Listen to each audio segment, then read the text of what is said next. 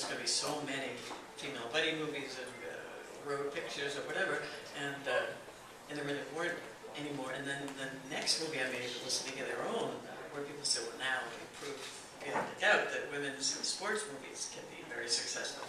And there weren't any more female sports movies for 10 years until Brendan like Beckham, which wasn't even made here. So I started observing this phenomenon whenever the press would latch onto a movie and say, now it's changing everything. At first, Wives Club was a big one, where they said, now we proved that 50-year-old women can, carry a huge box office success, and nothing happened from that. And then the most significant one I thought was this summer. I don't know when it was, 3 or 4 years ago, when Mamma Mia and Sex and the City were both gigantic hits in the same summer, and all the comments were, well, now we have definitely 100% proven that women, can carry movies. So, and that, that didn't really change the momentum or start the momentum, let's say, either. So, I love both of those movies that you're talking about that were out this summer very much, but we'll just have to find out if that really changes anything. It's not a trend, just more of a film-by-film basis. I think so. For some reason, we never seem to be able to get momentum going, no matter how many instances of successful movies that are starring women or about women. No matter how many cases we have where that's true, it seems like we don't get any momentum. And my theory is that it's because the idea is so ingrained in our minds in Hollywood that women will watch men, but men will watch women. That there's a success of women, and then people say, yeah, but maybe that was just one-off. Maybe because we don't want to go against this idea that we've clutched onto that men will watch women. So we better stay with what's safe. Melissa? Yeah, I think that it also goes to, I remember earlier in my career wanting to write a musical.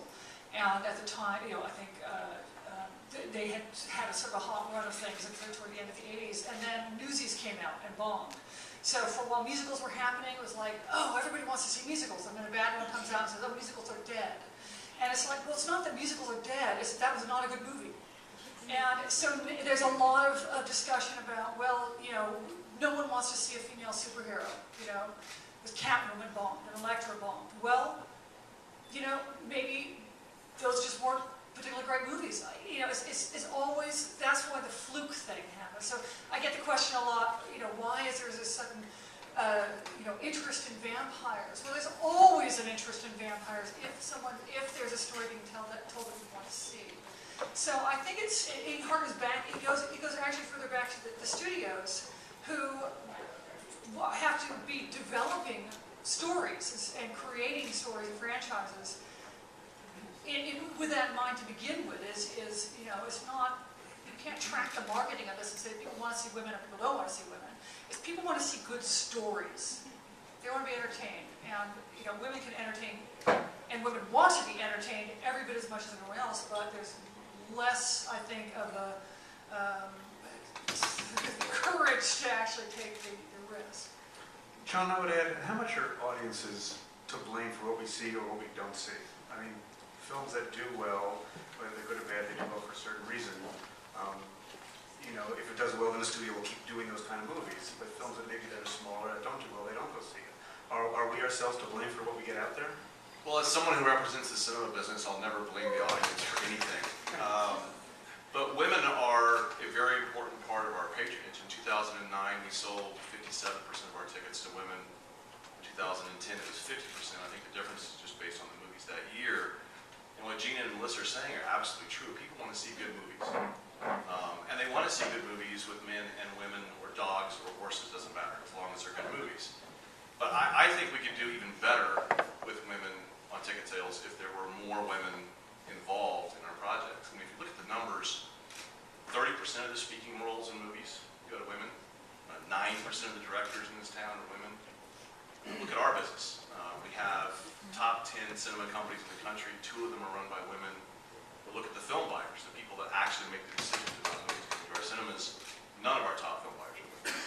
Go to the studio side. Look at the distribution offices, the people who decide which movies get what screen count in what towns. Of the domestic distribution chiefs, 1 out of 6 of the top are women. And so if there are predominantly, overwhelmingly men making decisions about what movies are made, what movies are distributed, and what movies are exhibited, I have to think we're leaving money on the